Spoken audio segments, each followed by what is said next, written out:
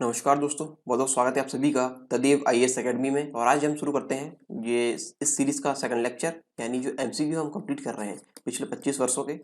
पिछले 25 वर्षों में यूपीएससी द्वारा जो पूछे गए प्रारंभिक परीक्षा में प्रश्न हैं उनको हम कंप्लीट कर रहे हैं। और ये है प्राचीन भारत के अधीन। ठीक है, प्राचीन भारत के अंतर्गत ये जो टॉपिक्स हैं हम डिस्कस कर रहे हैं, यानी जो एमसीक्यू है वो हम यहाँ पे डिस्कस कर रहे हैं।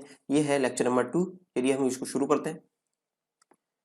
प्रश्न है, देवदासी संस्था के प्रसंग में निम्नलिखित में से कौन सा मंदिर समाचारों में चर्चित रहा है। यह 1996 में पूछा गया सवाल है।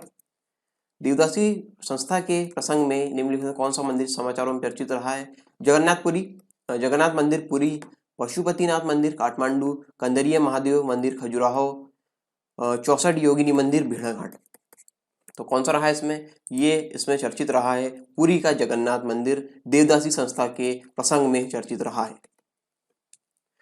अगला है, आरंभिक वैदिक साहित्य में सर्वाधिक वर्णित नदी है। सर्वाधिक वर्णित नदी आरंभिक वैदिक साहित्य में कौन सी है?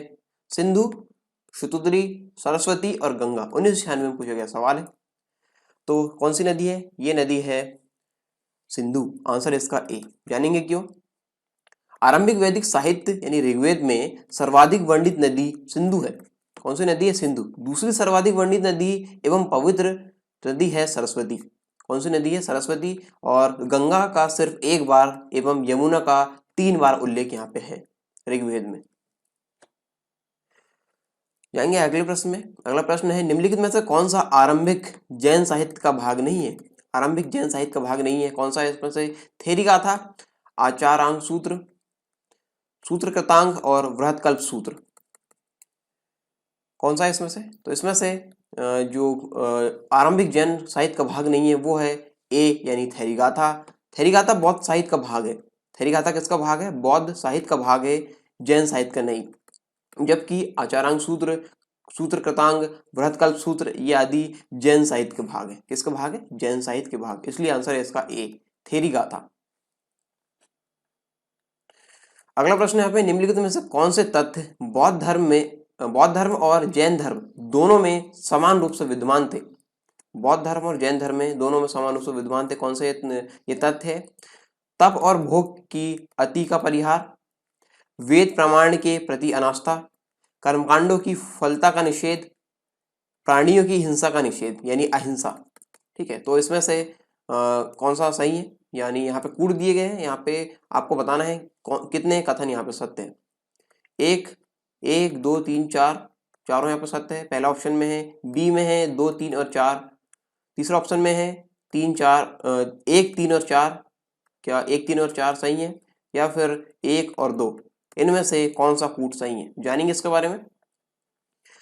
बौद्ध एवं जैन धर्म के सिद्धांतों में कुछ समानता पाई जाती है।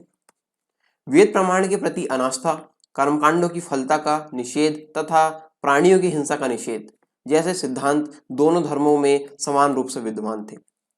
तो यहाँ पे कौन कौन से विद्यमान थे? यहाँ पे हम देखें, इसका आंसर है बी। बी वाला 2, 3 और 4। वेद प्रमाण के प्रति अनास्था, कर्मकांडों की फलता का निषेध और प्राणियों की हिंसा का निषेध यानी अहिंसा। तो ये इसका आंसर है। यानी ये 3 तत्व है वो एक दूसरे से मिलते हैं बौद्ध धर्म और जैन धर्म से। जानेंगे इसके बारे में आगे। जैन धर्म में तप और भोग की अति का परिहार नहीं था, बल्कि इस पर अधिक बल दिया गया। जबकि बौद्ध धर्म ने तप और भोग के अति की निंदा की तथा मध्यम मार्ग का अनुसरण करने को कहा। संलेखन जैन धर्म के अतिवादी का स्वरूप है, अतिवादी का उदाहरण है। अगला प्रश्न यहाँ पे, प्राचीन भारतीय समाज के प्रसंग में निम्नलिखित शब्दों में कौन सा शब्द शेष तीन का वर्ग का नहीं है? यानी एक ऐसा शब्द है जो 3 से नहीं मिलता जुलता है। 1996 में पूछा गया सवाल है। और यहाँ पे कुल है ऑप्शन पहला। दूसरा है वंश, कोश और गोत्र। यहाँ पे अलग कौन सा है ये पूछा गया। यहाँ पे देखिए बहुत ही आसान सा सवाल है। कुल, वंश और गोत्र एक समान है, यानी ये परिवार से मिलते जुलते हैं। और यहाँ पे कोश संबंधित होता है खजाने से। ठीक है, तो यहाँ पे आंसर है सी। आंसर इसका सी। कोश शब्द खजाने के लिए प्रयुक्त किया जाता था और बाकी 3 शब्दों का संबंध परिवार से, इसलिए आंसर है इसका सी। अगला प्रश्न है यहाँ पे, निम्नलिखित में से कौन गुप्तकालीन काल में अपनी आयुर्विज्ञान विषयक रचना के लिए जाना जाता है। आयुर्विज्ञान विषयक रचना के लिए जाना जाता है सौमिल्य, शूद्रक, शौनक और सुश्रुत। तो यहाँ पे 1996 में पूछा गया सवाल है, इसका आंसर है डी, सुश्रुत। ठीक है, आप जानेंगे क्यों। सुश्रुत गुप्त काल में अपनी आयुर्विज्ञान विषयक रचना सुश्रुत संहिता के लिए जाने जाते हैं और इनका आविर्भाव चरक के कुछ समय के बाद हुआ।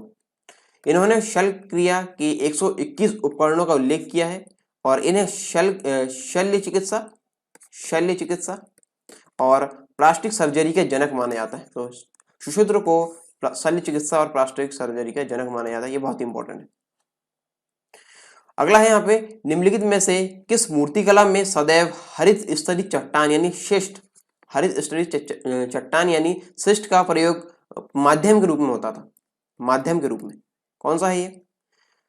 मूर्तिकला, मथुरा मूर्तिकला, मौर्य मूर्तिकला, दूसरा है मथुरा मूर्तिकला, तीसरा है भरहुत मूर्तिकला, चौथा है गांधार मूर्तिकला। तो कौन सा है इसका आंसर? इसका आंसर है सी, भरहुत मूर्तिकला, भरहुत मूर्तिकला। ठीक है, जानेंगे क्यों है ये। भरहुत स्तूप 3री शताब्दी ईसा पूर्व में मौर्य सम्राट अशोक ने स्थापित करवाए थे, परंतु 2री शताब्दी ईसा पूर्व में भी शुंग काल के दौरान इन स्तूपों पर कलात्मक कार्य प्रारंभ हुए थे। भरहुत से प्राप्त अवशेषों में बुद्ध की पूर्व जन्म की जातक कथाओं के दृश्य तथा वृक्ष, वेदिकाएं, पुष्प, जानवरों की आकृतियां एवं रेखांकित यानी जो जानवरों की आकृतियां हैं आदि रेखांकित कर बनाई गई। भरहुत मूर्तिकला में सदैव हरित स्तरीय चट्टान शिष्ट का प्रयोग माध्यम के रूप में होता था। तो इसका आंसर है सी। अगला प्रश्न है यहाँ पे, सूची 1 और सूची 2 को सम्मिलित कीजिए तथा सूचियों के नीचे दिए गए कूट का प्रयोग करते हुए सही उत्तर का चयन कीजिए। तो किसका संबंध किससे, यहाँ पे ये बताना है। 1996 में पूछा गया सवाल है ये। विशाखदत्त, वरामिहिर, चरक, ब्रह्मगुप्त। यहाँ पे सूची 2 में इसका मिलान करना है। चिकित्सा, नाटक, खगोल विज्ञान और विज्ञान, किसका संबंध किसमें है ये देखना है। तो यहाँ पे विशाखदत्त का संबंध है नाटक से, जिन्होंने मुद्रा राक्षस नामक नाटक ग्रंथ की रचना की थी। और वारामिहिर का संबंध है खगोल विज्ञान से। तो यहाँ पे देखेंगे विशाखदत्त का है नाटक से, विशाखदत्त का किसका है नाटक से, और वरामिहिर का संबंध है खगोल विज्ञान से। वरामिहिर का संबंध किससे है? खगोल विज्ञान से। तो यहाँ पे देखिए 2 कूट हमको मिले हैं, दो में से हम चेक कर लेते हैं। ए का है 2, ए का 2 वाले देखते हैं हम, ए का 2 वाले एक ही है और एक 2 है। दूसरा है वारामिहिर का संबंध खगोल विज्ञान से, यानी बी का है 3, बी का हम देखते हैं 3, तो यहाँ पे ये वाला है। ठीक है, यहाँ पे इसके अलावा और कोई यहाँ पे मैच नहीं कर रहे हैं, यानी जो सी वाला होगा सी वाला है 1 चिकित्सा, और डी वाला है डी से, यानी ब्रह्मगुप्त का संबंध है गणित से। तो इसका आंसर है सी। ठीक है, आंसर है सी। यहाँ पे आगे और जान लेते हैं इसके बारे में। इनकी वृहंत संहिता, वृहत जातक, लघु जातक, पंच सिद्धांतिका और प्रसिद्ध रचनाएं हैं आदि, ये जो है इनकी प्रसिद्ध रचनाएं हैं। चरक का संबंध चिकित्सा से है तथा जिनकी प्रसिद्ध रचना चरक शास्त्र है। ब्रह्मगुप्त का संबंध यहाँ पे गणित से है। इन्होंने ब्रह्म सिद्धांत की रचना की।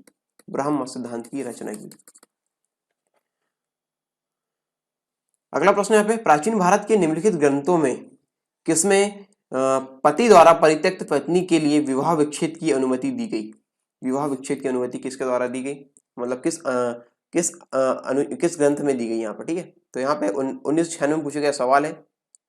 पहला है कामसूत्र, मानव धर्म शास्त्र, शुक्र नीति शास्त्र, चौथा है अर्थशास्त्र।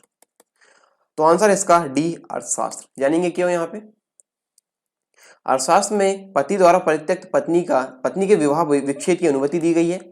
अर्थशास्त्र की रचना कौटिल्य द्वारा की गई है और यह है नीति शास्त्र, राजनीतिक शास्त्र पर लिखी गई पुस्तक है। विवाह विच्छेद के लिए अर्थशास्त्र में मोक्ष शब्द का प्रयोग किया गया है। किस शब्द का प्रयोग किया गया है? मोक्ष का। अगला और आखिरी सवाल इस लेक्चर का, यहाँ पे हम देखते हैं। सूची 1 को सूची 2 से सम्मिलित कीजिए और सूचियों के नीचे दिए गए कूट का प्रयोग करते हुए सही उत्तर का चयन कीजिए। गुप्त, चंदेल, चालुक्य, पल्लव, इनका संबंध किससे है? बादामी, पनमले, खजुराहो, देवगढ़। 1997 प्रीलिम्स में पूछा गया सवाल है, तो जानेंगे इसके बारे में। तो गुप्त का संबंध है देवगढ़ से, चंदेल का संबंध है खजुराहो से, चालुक्य का संबंध है बादामी से और पल्लव का संबंध है पनमले से। तो गुप्त का देवगढ़ से और चंदेल का खजुराहो से, दो हम चेक करते हैं। गुप्त का